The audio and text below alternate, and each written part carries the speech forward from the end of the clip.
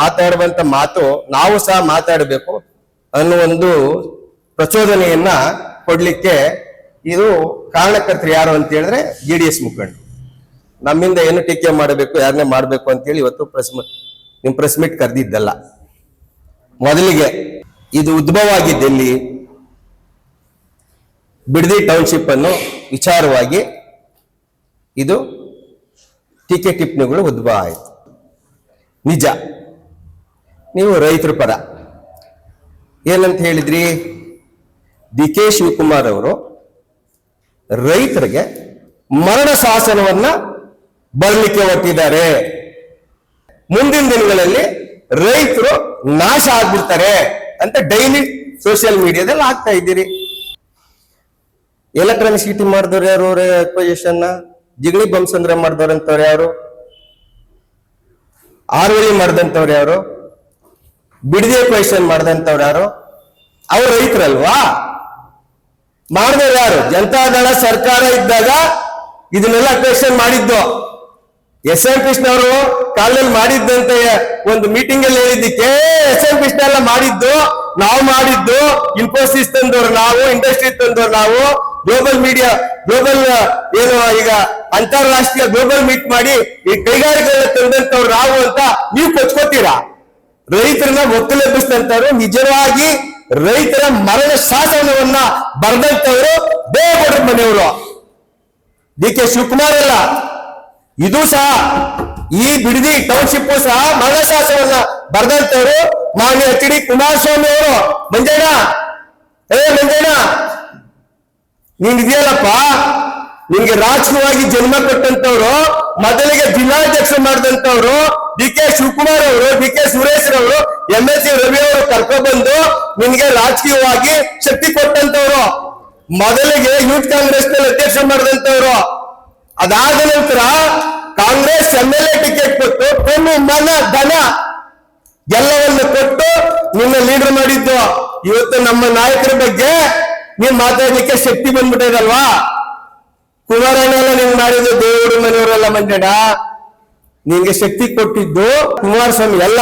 DK Shivakumar ಅವರು, DK Suresh ಅವರು ಮಾತಾಡ್ಬೇಕಾದ್ರೆ ನಮಗೂ ಸಹ ಎಲ್ಲರೂ ಮೇಧಾವಿಗಳೇ. ಟಿವಿ ಮುಂದೆ ಕುತ್ಕೊಂಡು ಟೀಕೆ ಮಾಡೋದಕ್ಕೆ ಎಲ್ಲರಿಗೂ ಶಕ್ತಿ ಇದೆ, ಪ್ರತಿಯೊಬ್ಬರಿಗೂ ಬಾಯಿ ಇದೆ. ನೀವು ಪತ್ರಿಕೆಯವರು ಸತ್ಯವಾಗ್ಲೂ ನೀವು ಬರೆದ್ರೆ ಈ ರಾಜ್ಯದ ರೈತರ ಮರಣ ಶಾಸನವನ್ನ ಎಲ್ಲೂ ಸಹ DK ಶಿವಕುಮಾರ್ ಅವರು ಮಾಡಿಲ್ಲ. ಎಲ್ಲಾ ಇಂಡಸ್ಟ್ರಿಯನ್ನ ರೈತರನ್ನ ಒಕ್ಕಲೆಬ್ಬಿಸಿ ಅಕ್ವಿಜಿಷನ್ ಮಾಡಿದ್ರೆ ಬೇಕಾದ್ರೆ ಅಂಶ ತಗೊಂಡ್ಬೇಕಾದ್ರೆ ಬನ್ನಿ, ಇನ್ನೊಂದಿನ ಬನ್ನಿ ತಗೊಂಡ್ಬರ್ತೀನಿ.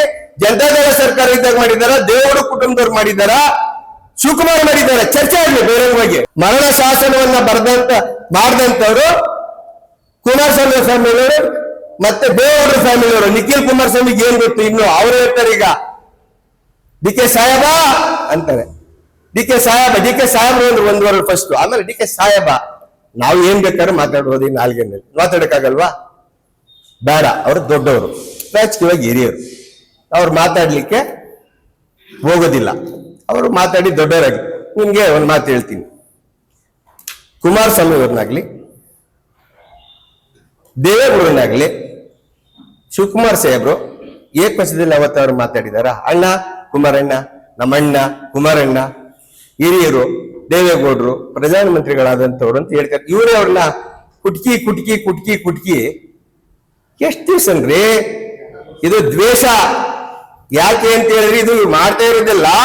ಇವರು ಅಕ್ವಿಜಿಷನ್ ಮಾಡಿದಾಗ ರೈತರು ಒಕ್ಕಲೋಗ್ಲಿಲ್ಲ, ರೈತರು ಅನ್ಯಾಯ ಆಗ್ಲಿಲ್ಲ. ಶಿವಕುಮಾರ್ ಅವರು ಈ ಯೋಜನೆಯನ್ನ ಕೈಗೆತ್ಕೊಂಡಾಗ ಇವರಿಗೆ ಈಗ ಶಿವಕುಮಾರ್ ಎಲ್ಲ ಕಬಳಿಸ್ಕೊಂಡ್ಬಿಡ್ತಾರೆ. ನೀವು ಮನೆಗೆ ಯಾರು ಕಬಳಿಸ್ಲಿಲ್ಲ, ಏನೂ ಆಗ್ಲಿಲ್ಲ, ರೈತರು ಒಕ್ಕಲು ಹೋಗ್ಲಿಲ್ಲ. ಆಯ್ತು, ಅಭಿವೃದ್ಧಿ ಕೆಲಸ ಹೇಳ್ತೀರಾ, ಆಯ್ತಪ್ಪ.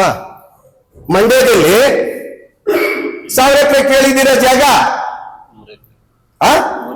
100 ಎಕರೆ 1000 ಎಕರೆ 1 ಎಕರೆನೋ ಕೇಳಿದ್ಯೇನೋ ನೀನು? ಅವ್ರ ರೈತರಲ್ವಾ? ಅವ್ರ ರೈತರಲ್ವೇನ್ರಿ? ಸತ್ಯವಾಗ್ಲು ನೀವು ಪತ್ರಕರ್ತರು ಕರೆಕ್ಟಾಗಿ ಬರಿಬೇಕು.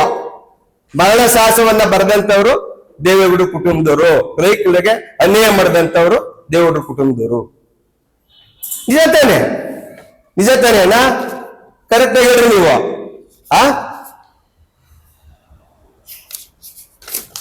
ಅದಾಯ್ತು. ಈಗ ಅಭಿವೃದ್ಧಿ